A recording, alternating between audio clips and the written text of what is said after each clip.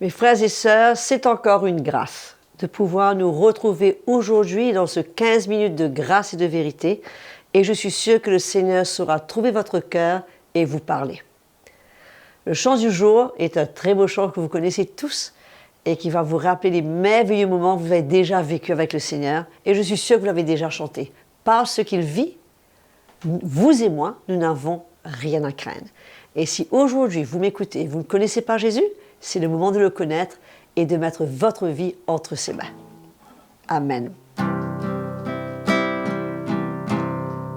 Parce qu'il vit, je n'ai rien à craindre. Mes lendemains sont assurés.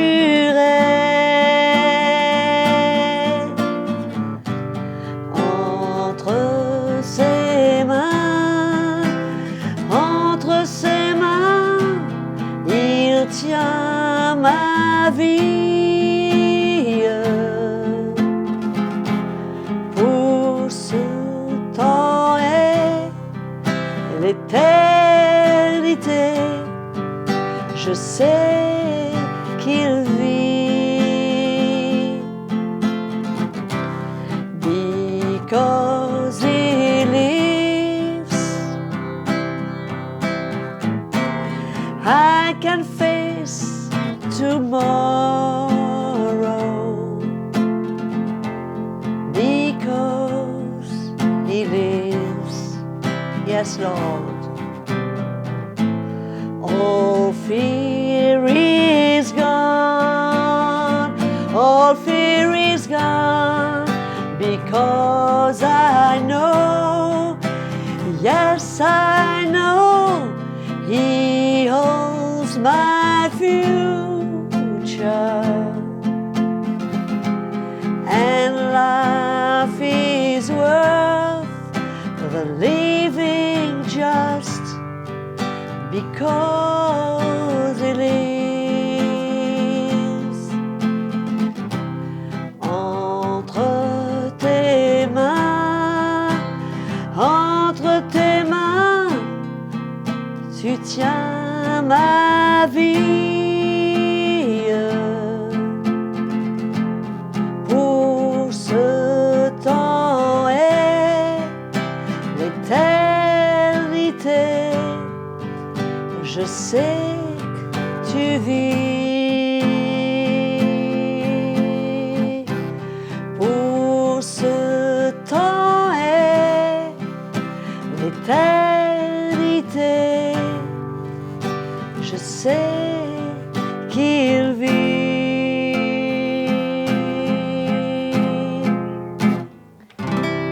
Alléluia. Quel merveilleux cantique. Je suis sûre que tout comme moi, vous avez ressenti la présence du Seigneur et la présence de son Saint-Esprit parmi vous.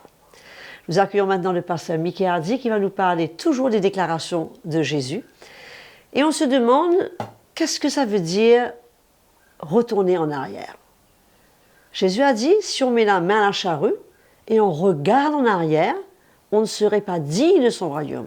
Que voulait-il vraiment dire? Donc, sans plus tarder, écoutons le pasteur Mickey Hardy et ouvrons grand nos cœurs. Bonjour à tous. Et Audrey, très encourageant ton chant, très édifiant. Et c'est merveilleux de commencer la journée avec un chant de louange pour préparer nos cœurs en même temps pour la parole de Dieu. Et aujourd'hui, nous allons lire à partir de l'évangile de Luc au chapitre 9. Nous allons lire un verset et nous allons partager un petit peu la parole de Dieu pour que nous soyons encouragés à servir le Seigneur et à persévérer.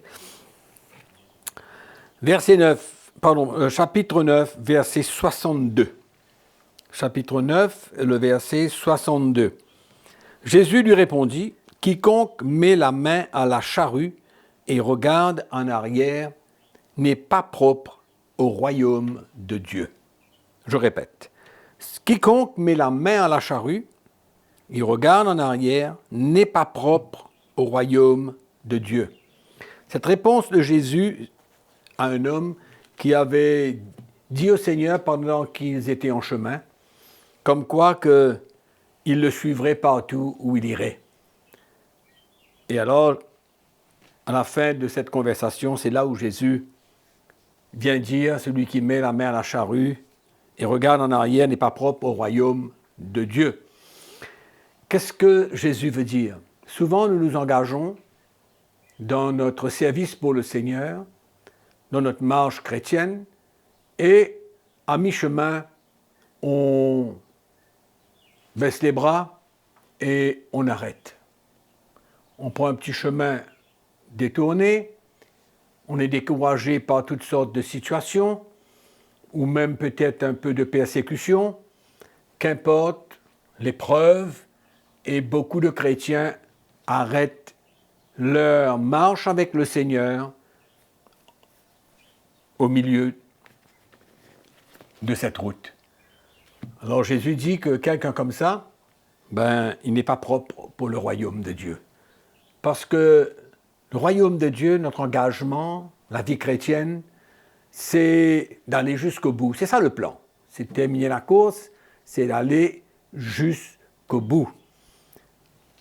L'apôtre Paul parle beaucoup de la persévérance. Jésus même parle de la persévérance, que ce soit dans notre vie de prière, que ce soit dans notre croix que nous avons besoin de prendre. Il y a une persévérance, il y a un don de soi-même, il y a un don de sa vie, et on comprend que si on a commencé la course, on doit la terminer. On doit la terminer, c'est ça que je crois est important aujourd'hui pour nous de comprendre. Malheureusement, il y a beaucoup de chrétiens qui arrêtent en route et qui ne goûtent pas et n'expérimentent pas la grâce de Dieu.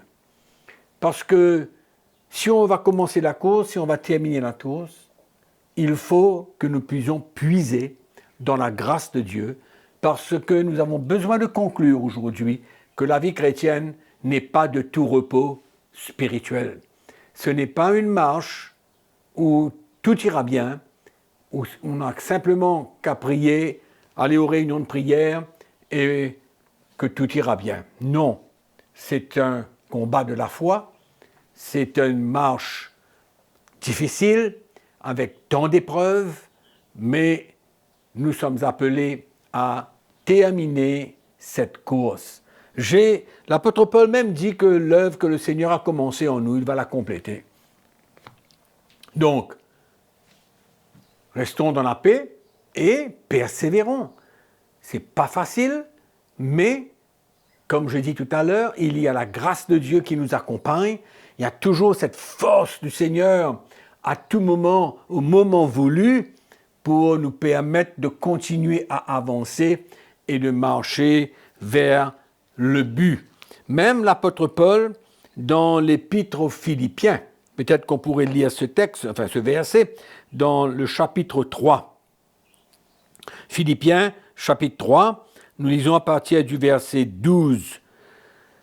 Paul dit, ce n'est pas que j'ai déjà remporté le prix ou que j'ai déjà atteint la perfection, mais je cours pour tâcher de le saisir, puisque moi aussi, j'ai été saisi par Jésus-Christ. Frère, je ne pense pas l'avoir saisi, mais je fais une chose, oubliant ce qui est en arrière et me portant vers ce qui est en avant. Je cours vers le but pour remporter le prix de la vocation céleste de Dieu en Jésus-Christ. Même l'apôtre Paul, avec l'appel de Dieu, réalise et comprend qu'il n'est pas arrivé, mais qu'il ne peut pas regarder en arrière, il regarde en avant vers le but, c'est-à-dire terminer la course, se perfectionner de plus en plus afin qu'on arrive à l'image de Jésus-Christ. Donc, cette parole du Seigneur dans l'évangile de Luc est quand même assez sérieux. parce qu'il y a tellement de tentations, tellement de situations, tellement d'épreuves, tellement de conflits, que souvent le chrétien, il arrête dans sa propre force, il ne peut pas continuer. Et malheureusement, il y a beaucoup de chrétiens qui essayent de vivre la vie chrétienne dans leur propre force, dans la connaissance. Ce n'est pas possible. Non, il y a toujours la grâce de Dieu, mais nous avons besoin d'avoir une détermination et un cœur, une attitude où nous sommes toujours prêts à obéir. L'obéissance. C'est lui qui met la main à la charrue et regarde en arrière, il n'est pas prêt pour le royaume de Dieu. Bon, alors, qu'allons-nous faire? Parce qu'on ne peut pas fuir. On ne peut pas arrêter les épreuves. On ne peut pas arrêter la persécution. On ne peut pas arrêter les difficultés, les afflictions, l'opposition de la part des autres. On ne peut pas arrêter ces choses-là. Elles font partie de la vie chrétienne. Il nous faut accepter cela. Parce que si nous comprenons ce que le Seigneur veut faire dans notre vie, nous allons persévérer, nous allons utiliser ces situations de la vie, les épreuves, etc., pour nous former, nous affermir dans le Seigneur. C'est ça qui va nous permettre de continuer à avancer et d'avoir la paix et la joie dans notre cœur pour continuer à le servir.